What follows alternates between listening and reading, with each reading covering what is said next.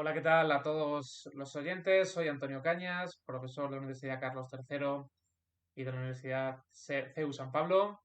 Y bueno, pues vamos a hablar un poquito de determinantes. En particular, los determinantes es mi especialidad dentro de la gramática. Y bueno, como ustedes ya saben, no todas las lenguas son determinativas y las lenguas que son determinativas no todas tienen las mismas características. Aquí quiero coger una representación de los tres troncos principales lingüísticos que hay en Europa: el tronco romance, el tronco eslavo y el tronco germánico, español, el polaco y el inglés respectivamente, pues para hacer una pequeña comparación y que, bueno, pues después quien esté interesado puede abrir un debate interesante acerca del aprendizaje de lenguas secundarias, de manera secundaria en Europa, ¿no? En general, tanto del inglés al español, o del polaco al inglés, o del polaco al español, o en general una mixtura bueno, pues de paradigmas lingüísticos diferentes, pero que al final están dentro de nuestro léxico. El índice, pues la determinación, voy a definir brevemente lo que es, partiendo de la definitud y de la especificidad. Las familias lingüísticas europeas, para definir y describir un poquito tanto el español, el polaco y el inglés. Y finalmente las metodologías activas y una breve conclusión. La determinación. Bien, lo principal de la determinación es el fenómeno llamado referencia, es decir, la capacidad de identificar un elemento en la realidad de los interlocutores o a nivel mental. Es decir, la capacidad de referirse a un sintagma nominal que está eludiendo el hablante. Por supuesto que los determinantes, que en español, en inglés y en polaco son las piezas léxicas encargadas de codificar la referencia, son una categoría que tienen otros rasgos léxicos.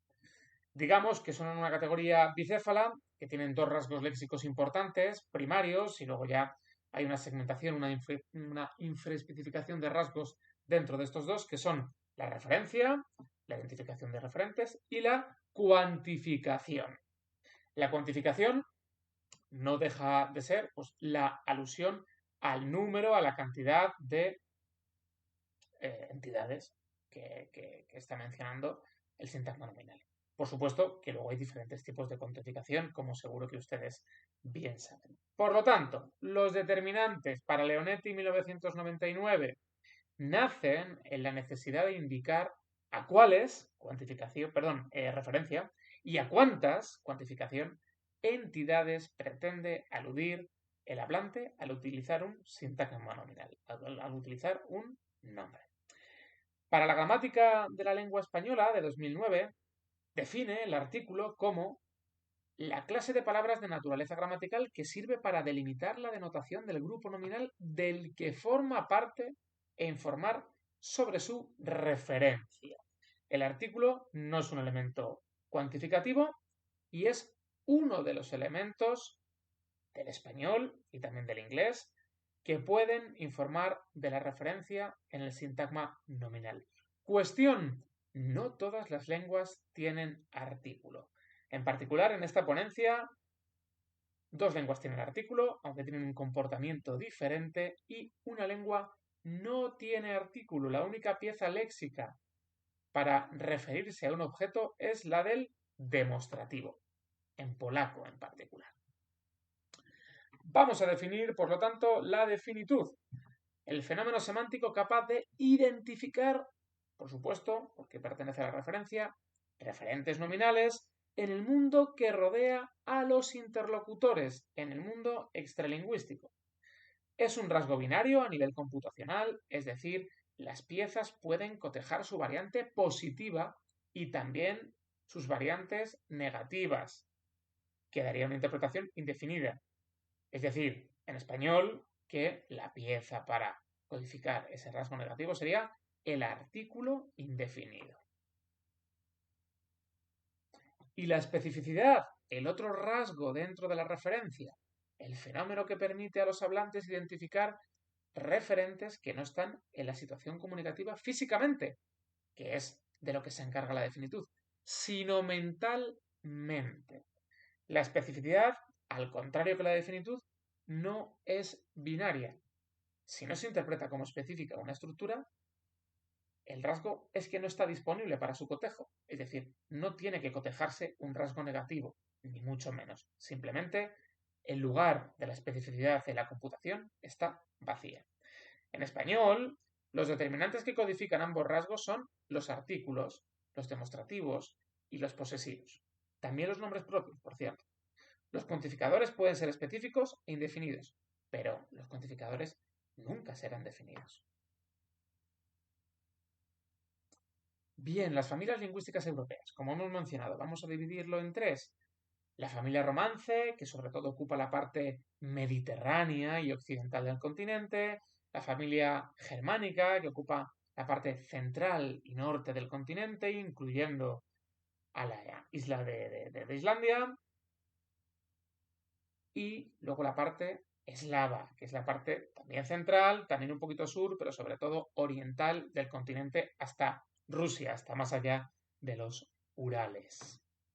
Las tres tienen un tronco indoeuropeo, pero como ustedes también ya saben, tienen características gramaticales bastante diversas.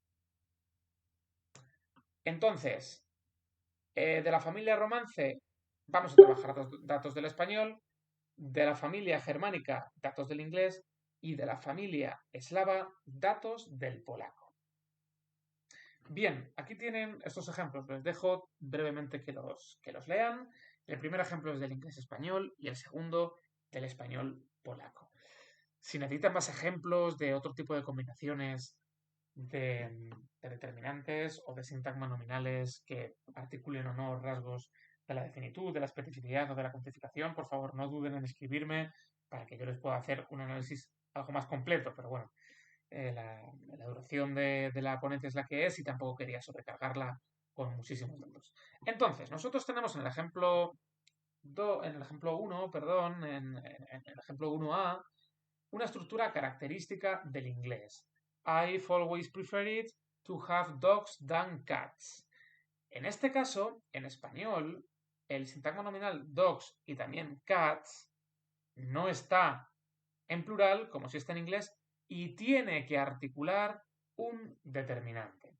En la glosa aparece un determinante indefinido, pero es un determinante específico. I love your girlfriend dogs. Me encanta el perro de tu novia. Y como pueden ver, con la marca del genitivo, el famoso genitivo sajón, hace que no sea necesario que aparezca un determinante. ¿Por qué? Porque es una marca de genitivo y como ustedes ya saben, la posesión se puede inferir a través de la marca de caso genitivo en inglés. En español, la glosa, como pueden ver, sí necesita un pronombre o bueno, un determinante posesivo.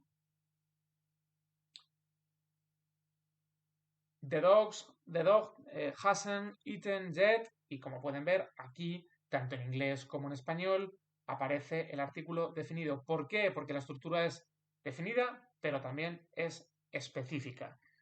No como ocurre en 1D, I like rice, me encanta el arroz. ¿Qué ocurre aquí? Que es una estructura definida pero inespecífica, es una estructura genérica.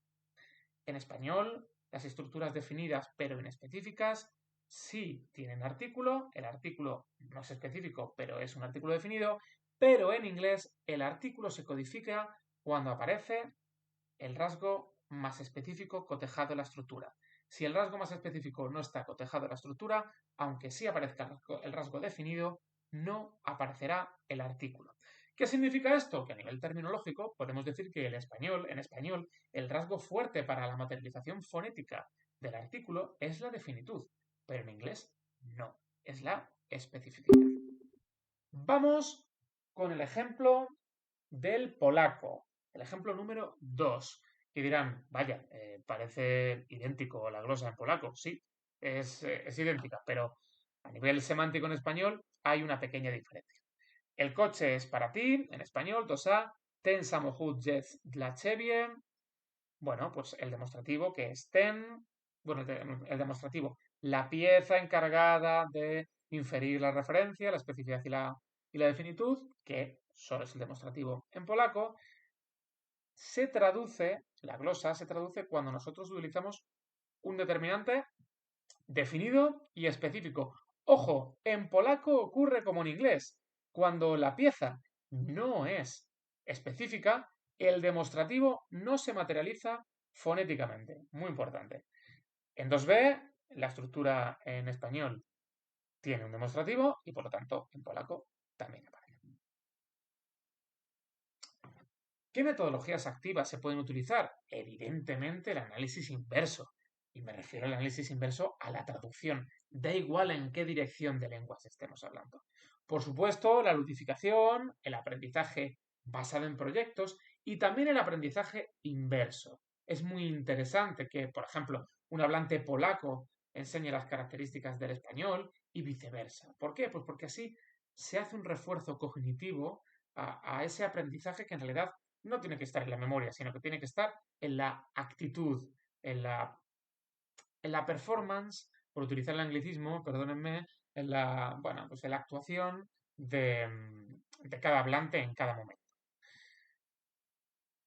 Como conclusión, como puedo dejar aquí, el objetivo principal, el objetivo final, es que el alumno de segunda lengua, que no tiene por qué ser un experto en fenómenos de variación de parámetros geográficos en gramática, como es normal, comprenda cuáles son las diferencias y los paralelismos entre lenguas de diferente tipología en un fenómeno axial para el entendimiento entre interlocutores, que es la referencia, es decir, saber a qué elemento nominal nos referimos en el mundo alrededor o también en el mundo mental, que es la especificidad. Por lo tanto, a la hora de aprender nuevas lenguas de otras familias lingüísticas, los estudiantes deben considerar que un fenómeno en particular se puede manifestar de diferentes modos, como hemos visto en español, en inglés y en polaco. De la misma manera que un estudiante, los programadores de la inteligencia artificial deben conocer los mecanismos universales para no dejarse llevar por la manifestación de los parámetros de cada una de las lenguas. Como ustedes ya saben, en particular en gramática generativa, siempre se ha considerado el inglés como la lengua perfecta para el análisis y parecía que el resto de lenguas, por ejemplo, el sujeto del español, tenía que tener una aplicación abstracta para rellenar ese huequecito en lenguas donde el sujeto es obligatorio, como en inglés, como en francés o como en alemán. Pues nada, esto es todo. Muchísimas gracias.